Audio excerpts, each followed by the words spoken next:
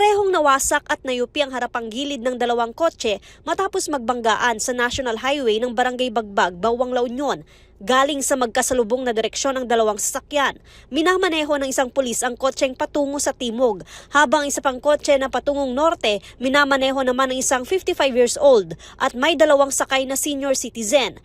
Ayon sa Bawang Pulis, galing sa Police Regional Office 1 ang driver na pulis at pauwi na raw sanang Pangasinan ng aksidenteng maagaw ang kabilang linya. Allegedly, inantok itong driver natin, ma'am, kaya nag-encroach siya dun sa kabilang lane. So, nahagip niya yung isang Toyota Vios din ng color green, ma'am. Nagtamo ng mga sugat ang dalawang driver at maging ang dalawang pasahero, kaya agad din silang dinala sa pagamutan. Madalas ang naitatalang aksidente sa National Highway dahil sa human o di kaya mechanical error. Kaya muling nagpaalala ang pulisya kaugnay sa defensive driving para makaiwas sa disgrasya, lalo pat nalalapit na ang Semana Santa. I-remind po natin ng ating publiko na kung po pwede, huwag po tayong magmaneho ng puyat, huwag po tayong magmadali sa pagmamaneho since itong Bawang ay very busy highway traversing all other provinces.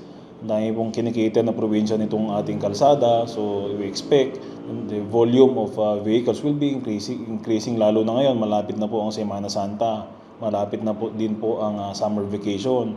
So we remind everybody to be cautious, to be safe, and laging tatandaan na kahit po nakaset ang ating sasakyan, kung hindi naman po nakaset ang ating mga drivers sa ating sarili, huwag na po tayong magmaneho para po maiwasan mga ganitong insidente.